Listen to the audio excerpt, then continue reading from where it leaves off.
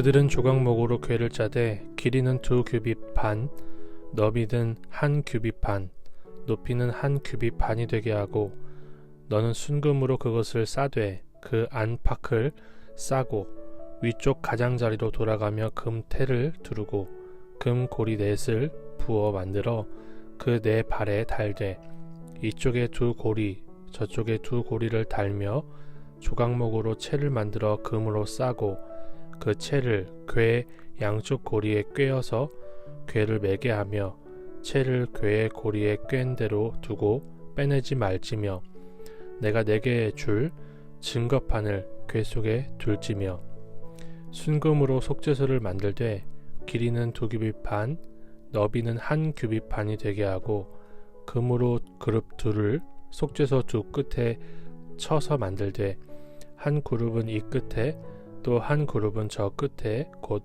속죄소 두 끝에 속죄소와 한 덩어리로 연결할지며 그룹들은 그 날개를 높이 펴서 그 날개로 속죄소를 덮으며 그 얼굴을 서로 대하여 속죄소를 향하게 하고 속죄소를 궤 위에 얹고 내가 내게 줄 증거판을 궤 속에 넣으라. 거기서 내가 너와 만나고 속죄소 위 곧 증거 궤 위에 있는 두 그룹 사이에서 내가 이스라엘 자손을 위하여 내게 명령할 모든 일을 내게 이르리라.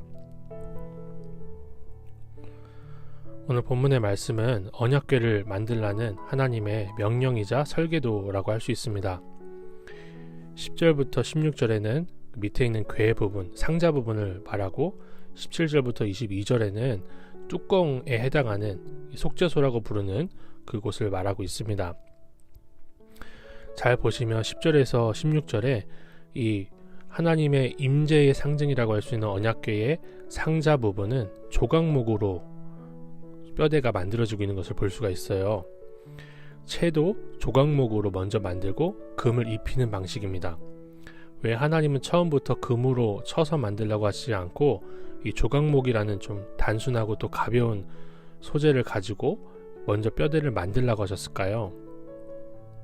이것은 하나님이 이스라엘 백성들과 언제 어디서든지 간편하게 이동하면서 계속해서 함께 하시겠다라는 분명한 의지를 보여주고 있다고 저는 생각을 했습니다. 심지어 이 채를 궤의 고리에 꿰은 대로 두고 빼지 말라고 하십니다. 빼놓고 이동할 때만 껴라 라고 하셔도 될 수 있도록 그렇게 설계를 하셨음에도 불구하고 탈착이 가능한 그 채를 궤에 꿰은 대로 두고 빼내지 말래요. 하나님이 우리와 함께 하시겠다는 거예요. 언제 어디서든지 함께 하시겠다라는 것을 보여주고 있다고 생각을 합니다. 그런데 우리는 성경의 말씀대로 살다고 하면서도 교회에 있을 때랑 큐티할 때 빼고 그 나머지 삶은 내 마음대로 살아도 된다라고 생각하지 않는가라는 말씀에 도전을 받아서 회개하지 않을 수가 없었습니다. 큐티할 때는 거룩한 모습으로 또 교회에 있을 때는 거룩한 모습으로 있다가 그저 세상에 나갈 때는 이 채를 고리에서 빼놓고 나가는 인생이 아니었나라는 생각이 들어서 하나님과 어느 곳에 어떤 모습으로 있든지 간에 동행하는 삶을 적용해 볼 수가 있었습니다.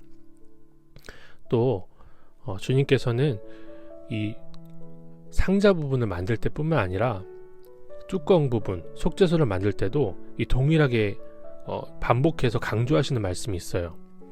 내가 내게 줄 증거판을 궤 속에 둘지며 궤 속에 넣으라 라고 계속해서 반복하십니다.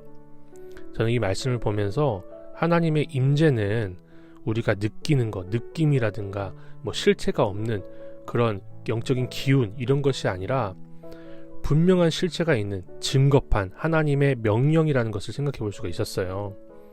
하나님과 동행한다고 하면서 그저 하나님을 느낀다, 그저 하나님에 대한 기운을 느낀다 이런 게 아니라 매일 큐티하며 말씀을 실제적으로 붙든다는 것이 진짜 하나님과 동행하는 것이구나 라는 생각을 해볼 수가 있었습니다. 교회에서 큐티 캠페인을 하거나 아니면 큐티를 하라고 누가 강요를 하지 않아도 증거판을 궤 속에 둘지며 라고 하신 주님의 말씀대로 큐티를 할 수 없는 상황, 큐티를 안 해도 되는 상황이 올지라도 매일 그렇게 말씀을 묵상할 수 있는 저와 우리 모두가 되길 소망합니다. 마지막으로 주님께서는 이스라엘 자손을 위하여 라고 말씀하십니다.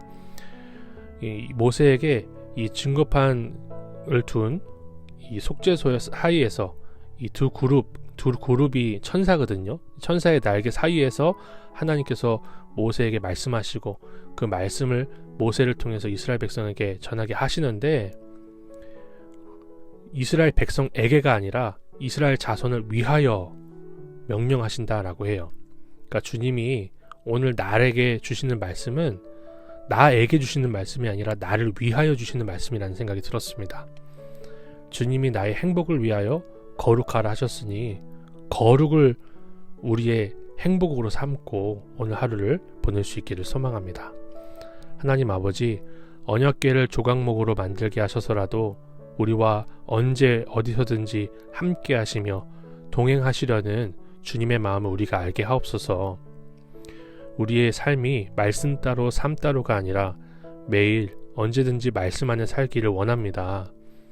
우리를 위해 거룩하라 명령하셨으니 주님이 명령하신 행복을 누리는 오늘 하루가 되게 하옵소서. 예수님의 이름으로 기도드립니다. 아멘.